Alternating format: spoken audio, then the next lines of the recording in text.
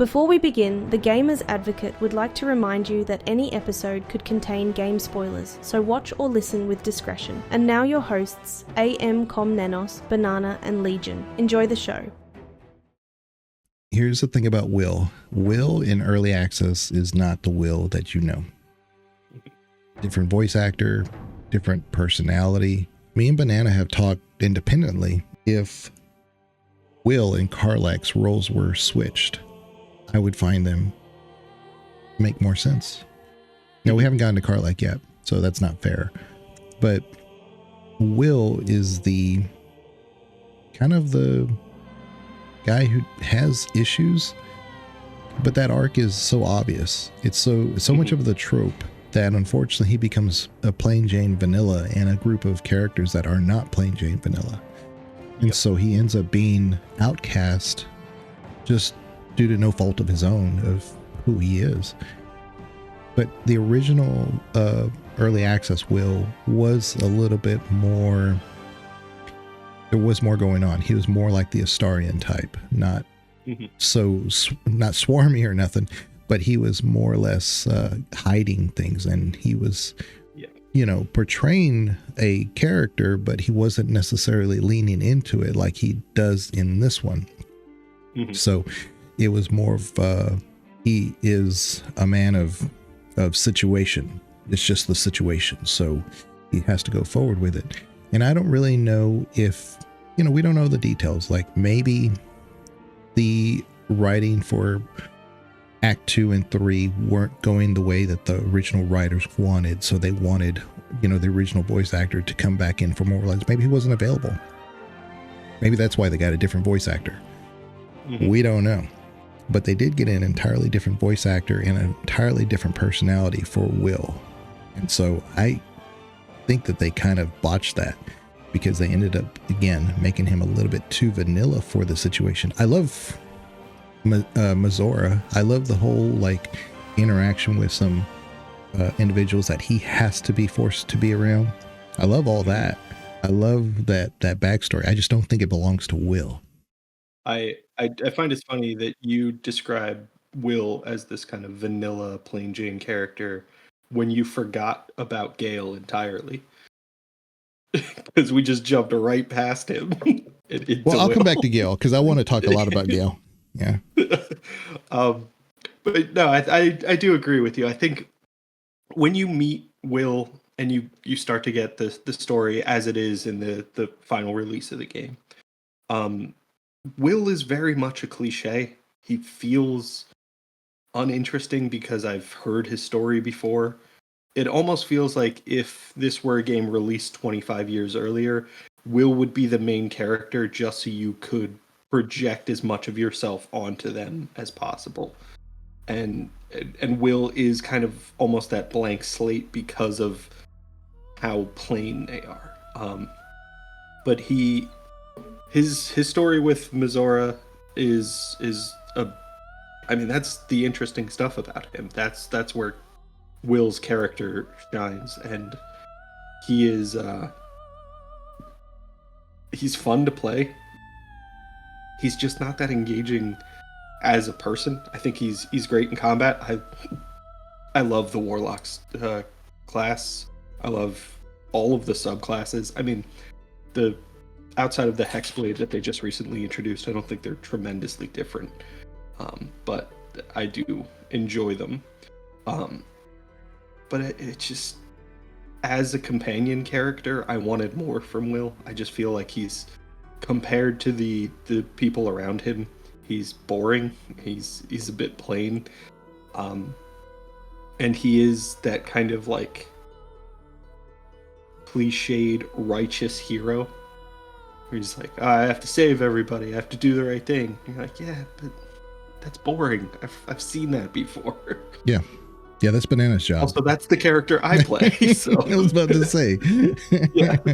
I don't need another one of those. You don't need two of me. Yeah, exactly. You can't get all the credit, Yeah. I'm the hero, Wyll. Get out of here. Yeah. The ultimate paragon. Well, bring up a little bit of a spoiler, I guess, but Wyll just like all the other the main characters, I should say, Astarion, Gale. Well, not really Gale. They're all Baldurians, except for Lae'zel and I guess Gale. And so when they talk about their home, they're talking about Baldur's Gate. And Wyll is very much at home at Baldur's Gate. He's comes from a high family and stuff. What I don't understand is that the story that they gave him, the reason why he's a warlock, and if you know anything about Dungeons and Dragons, you know you're going to be beholden to some kind of, a devil. Patron. Yeah, you're going to have a patron. But it's not that dissimilar in my eyes to a cleric. You also have a patron there. Mm-hmm. But yeah, so you're going to make a pact with, a devil. And the story for Wyll is he's trying to help his city. He's trying to save his city. So he makes that pact. And that's how he becomes who he is. That's great. But it's almost like he just went out there 1v1 against this situation. It's like it doesn't really, something's not adding up. But because of who he is and his birth and everything else, it's like you would think there would be he'd go out there with a little bit more enforcement. So it just doesn't make sense. But again, someone like Karlach, which we haven't brought up Karlach yet, who was on her own, who was a street urchin. That makes sense. Mm-hmm. Yeah, no, I think we've talked about this, and a big part of the reason that we've suggested almost the origin for Karlach and Wyll to swap places is because I don't see Wyll as a warlock. I think with his lore background, it doesn't make sense for him to make that contract. It makes much more sense to me for Wyll to be a paladin or a fighter.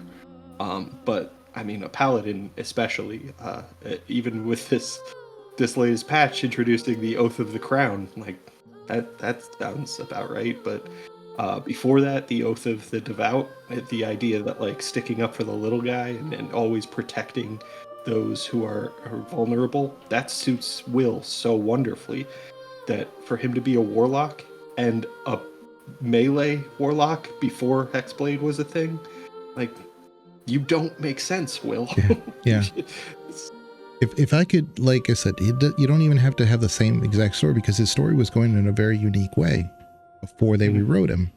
So if he was even a barbarian, like I said, to completely switch it with Karlach, then that almost makes sense to me. A barbarian would work. I can definitely see, especially in that moment where he talks about, the how he got the seeing stone for his eye, which very minor spoiler, but or how he lost his eye, I guess.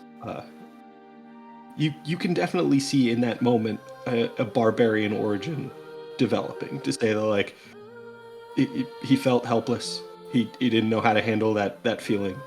He gave into his rage, and now he understands how to use his rage to fight. That would have made so much more sense. But no, he's a melee warlock. He made a pact with a devil to be inefficient. Yeah. Why? Yeah. And then again, we'll talk about Karlach in a minute, but if she was the one who loves her city so much and just takes it upon herself to do this, and she has to make a pact, she's stuck with that pact. Now all those things that she's been doing in Avernus makes sense. Yeah, exactly. With that whole Karlach being a street urchin, it makes so much sense for her to embrace something like that pact, to say like she had nothing. She had no leverage in Baldur's Gate, and she wanted power, and she wanted to help the city. Yeah. So she was willing to accept the terms of this pact just for the ability to contribute. It would have made so much more sense for her to end up as a warlock, and she would be even more beloved, I think, in that situation. Yeah. I think that with the whole story that she has, it suits her so much more. Yeah. And it, like, at no point do I see any real issue with her explanation for how her story came to be. being this warlock pack. I don't see anything that really needs to be rewritten a ton. And I know I haven't talked a lot of details about Wyll, but it's hard for me to talk about Wyll without giving major spoilers, because we are talking about Baldur's Gate. We are talking about how the lore of Baldur's Gate and how the government is designed. It's not like other cities. Even Karlach it's mage controlled, but with a license, as we've said before, as long as you can pay for the license. And so but it's mage controlled, as my point. So all these different cities have different ways. And so I can't really specifically talk about Baldur's Gate and Wyll without giving a lot of that background lore. But I do think that because of his station, because of his position, and if a force was within Baldur's Gate that moved him out, and he was forced to take on the barbarian role or wherever because he couldn't contribute anymore, so he was ousted. So he got with the barbarian groups, and they trained him and they accepted him in, and so now he knows how to fight like that. And his father disowns him because didn't take up the mantle that he wanted him to, or something like that, but he was actually forced out. So much makes more sense now with Wyll. So you do learn that Wyll was forced out of the city. He was essentially exiled from Baldur's Gate, and that fits so much better with an origin where he gives into a feeling of rage. That just like, I did everything for my city, for my people, and it wasn't enough, and they got rid of me. That suits a barbarian origin so well. Okay, I'm just going to say it. He was a noble. So if he's a noble, part of the Duke class, and he is not training himself to be more patient, and he does things that are out of turn, and it causes civil unrest, therefore they have to push him out. Whereas other main enemies that we run into in Act 3 can move in. That's how Wyll gets ousted. That's a good story. But it's not the story we got. Again, we should be talking about Wyll, the actual Wyll. Not what we would want. I think that's a pretty clear indication of where we're at with Wyll, as far as like how we appreciate the character. Is we have our own headcanon that we feel would have been way more satisfying for Wyll. I don't have one of those for Astarion. I don't have one of those for Shadowheart. I mean, not until Act 3. I don't have one of those for Lae'zel. It's just Wyll. And even with Karlach, like, I love the character of Karlach the way she is, and had they swapped these origins, I don't think it would have changed her character that much, but it would have made a huge difference for Wyll. Yeah, because that's why, Karlach came later in the beta, and she didn't look like she looks now at all. She looked like a just very generic tiefling. She's in one of the models that you can pick out. And I just thought, I was like, they're just kind of making this up as they go. Because we'll talk about Karlach now. When I first met her, I was like, okay, this is neat, because I had always talked to those paladins, and that's how you'll know about her if you know about either Wyll and or the paladins that you run into that are right there. And I knew about that scene, but Karlach was not there. I could always fight them if I wanted to, but Karlach was nowhere around. They would talk about things with this person. I have no idea who they were, and Wyll never brought it up. At that time, in early access, Wyll had not brought up the issue of Karlach. Like I said, it was a complete rewrite. So when Karlach showed up, I was like, we just making stuff up now. It just didn't feel like it was, like, if you play it from 1.0 on, it would seem seamless. But she was not mentioned by Wyll. She was kind of mentioned by the paladins, but I have no idea who this person is. I have no reason to really question the paladins because there's nobody meeting this description around.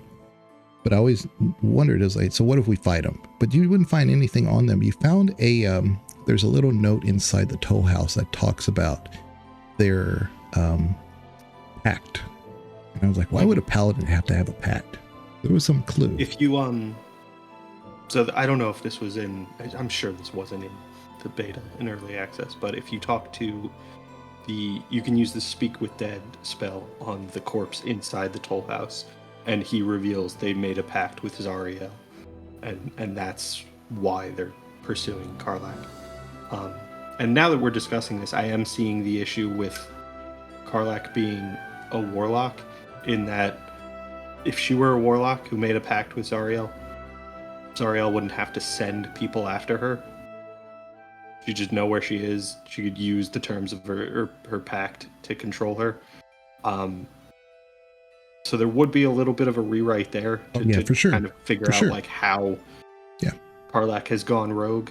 But it's the same way that Wyll did. Write that. It's the same way Wyll did. Well, I think with Wyll, it's this kind of misinformation. With Karlach, I feel like it's tougher to use that.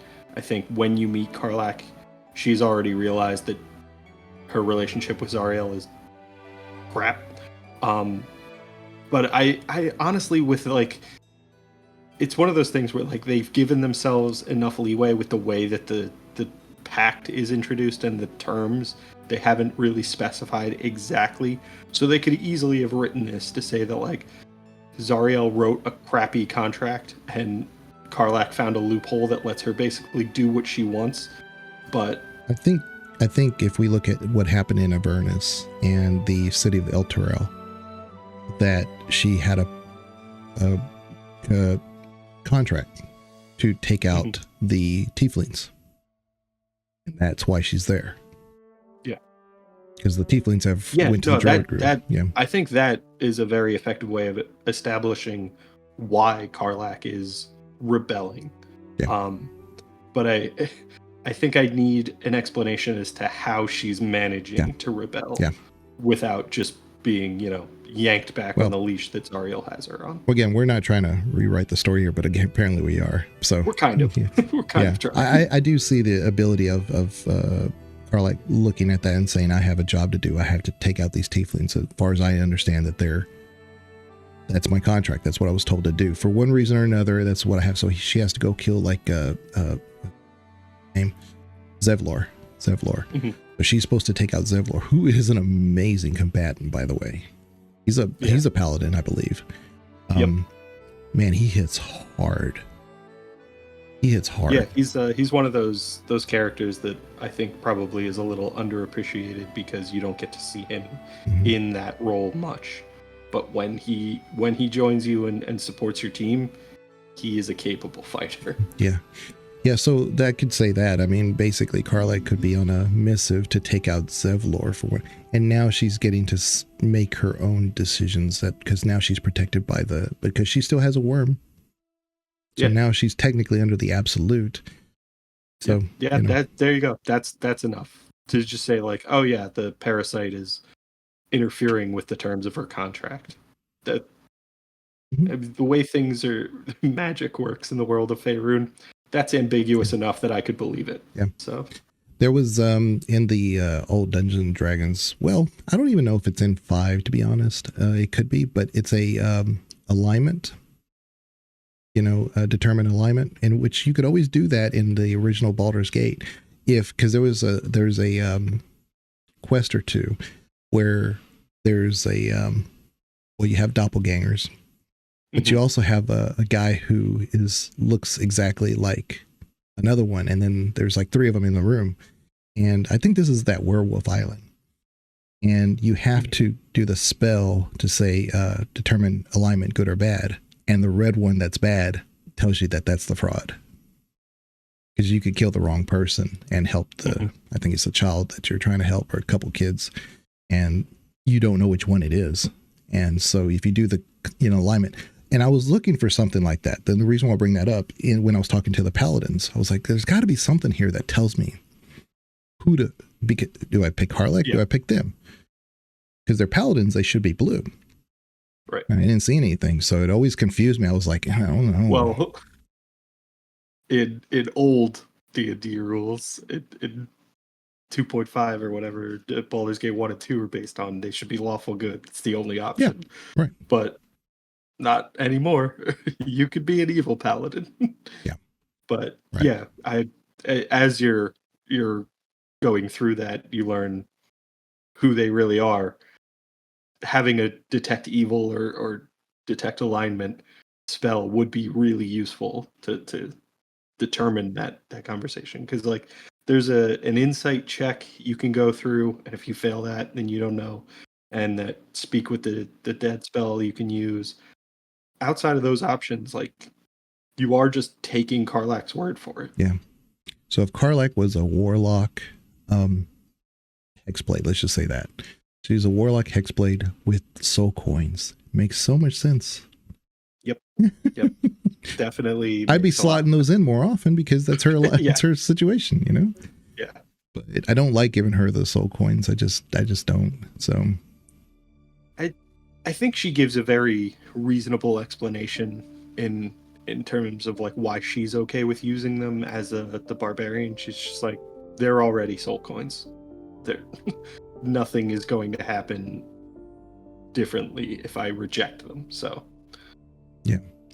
yeah, so we need the expansion or something that actually takes us to Avernus and sees the. Oh, I almost went into spoiler territory, so cut myself off. Okay, but now let's go to Karlach. We talked about Karlach already, but not officially.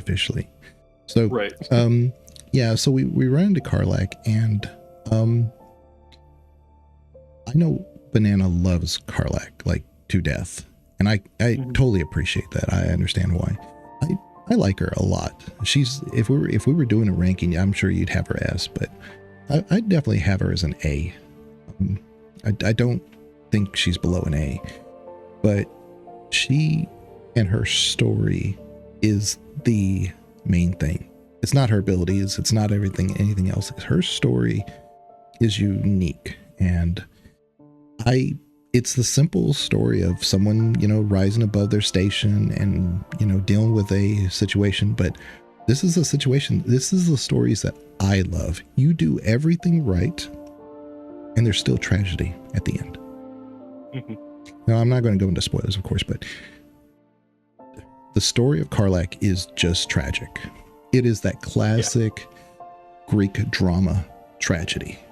That's beautiful. You don't see that in gaming stories very often now.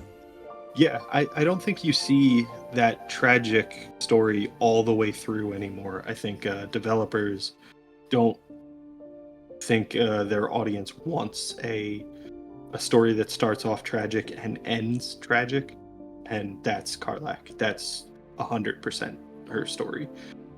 There is no real, maybe depending on how you view it. When you get to the endings, there's no real happy ending. There's no real we fixed everything ending for Karlach. And it's been pointed out to me in our discussions about companions in video games that apparently I just love tragic, broken characters. And that's probably why I love Karlach, probably why I love Jack. They're just really interesting, they're really engaging, and I think a big part of Karlach's story for me that I appreciate is her finding a way to latch onto those moments of happiness in what is ultimately a purely tragic story. She just gets, flashes of comfort, and that's all she ever gets, and she finds a way for that to be enough. And that's one of the reasons I think I really, really enjoy that character. Yeah. And I think also, like we mentioned before, if she had been a warlock, then she'd have that transition that would have to be self-revealing in many ways. And if, let's say, she's a warlock and she can't go back to Avernus now because she has no patron, she has no power, then there would only be one outcome. So, like I said, I really think that Karlach is I don't like that outcome. Yeah, but I do think Karlach is the best story of all the companions, I think, because they took a risk, and I like that.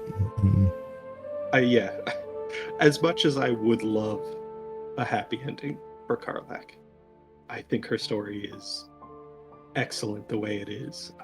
I think it's a uniquely engaging story within video gaming at the moment. I don't think you see anything like that where, you know, you have a character who is not evil aligned and then doesn't get a happy ending. Yeah, Baldur's Gate 1 and 2 kind of fit the same weird arc as KOTOR 1 and 2, because they don't really have a happy ending at the end of them all. It's an ending. I really need to play KOTOR.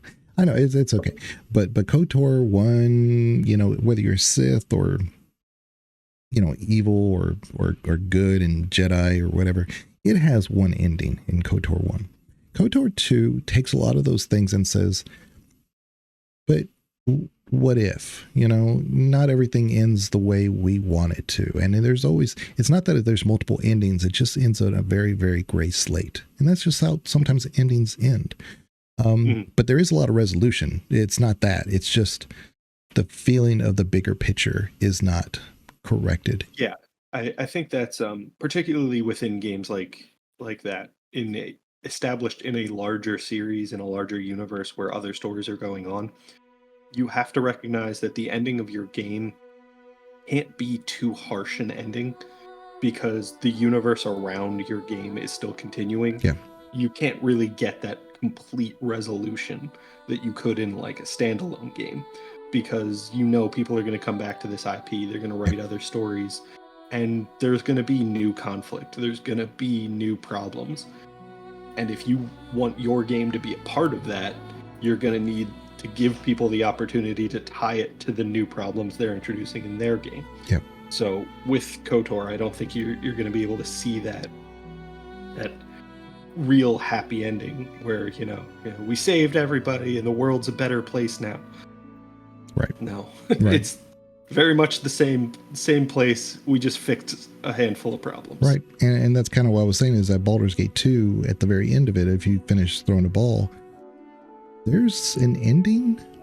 I don't know how satisfied you would be with it.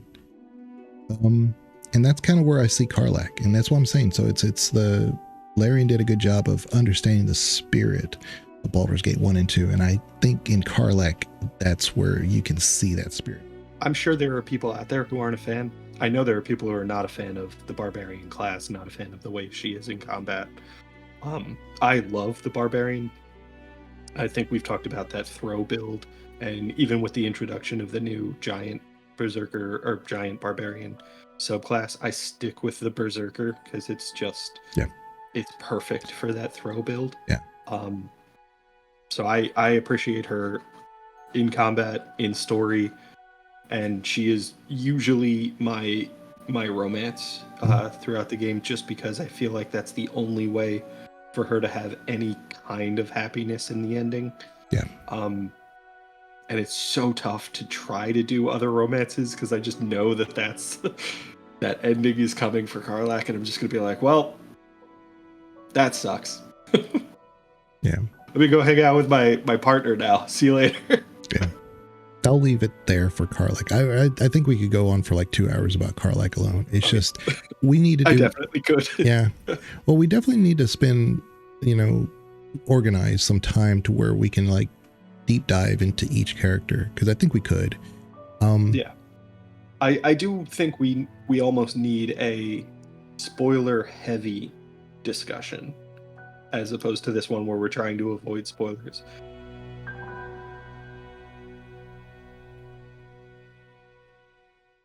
So the next companion we'll go over, very interesting, kind of succinct at times. The Goblin Saza. Goblin Saza is the intellect devour. Yeah. No, I always liked Saza. That was the thing. It's like from the very beginning, I always liked Saza. And I have an achievement for it. And I'm not an achievement hunter, but I have this achievement that I think only like 4% have done, where you're able to kind of save Saza in multiple acts. Mm-hmm. And I'm like, how can you like hate on Saza? But I totally get it. You have to do it a certain way for her to even show up in those acts. So that's why. It is it was one of those ones where I knew I was going for that achievement, which helped. And then it was it was a playthrough where I was like, these are not the decisions I would ever make in just like Mhm. how I would play in this moment. This is not an immersive playthrough. This is I'm gonna play as a character nothing like me Yeah. playthrough. Yeah. Yeah. So we're gonna go over, I think, me personally, my favorite companion is Gale. I love Gale. I've always loved Gale. From the moment I first meet him to the very end, I've never found a situation where I don't like this guy. I love having Gale around. If I'm in the world of Faerun and Gale's around, I'm in a good mood. He is so smart, and he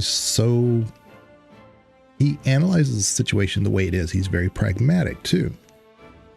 So you would think his wisdom would be super high. It's not. It's mainly all intellect. But a lot of times people that are at that high intellect aren't always the most pragmatic.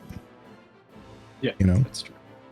But he is a very caring person. He's a very sensitive person, but he also buries that down when he needs to.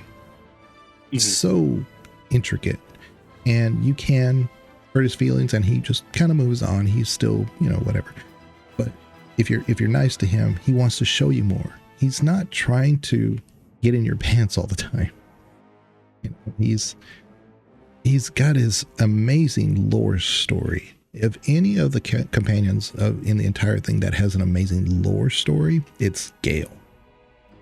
Gale's patron. I don't even know if I can call her a patron.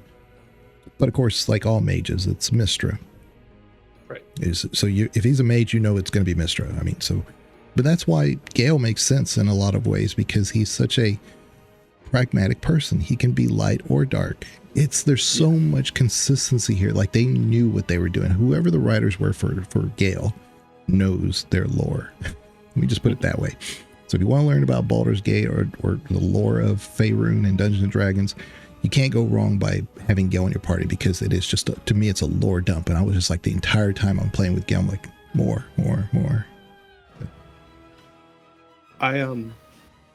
Gale is almost always in my party. I think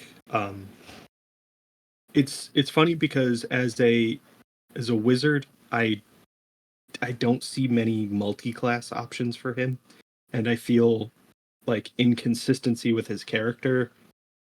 There's no reason to multi-class. Gale is a wizard. Gale is fundamentally, that is who he is.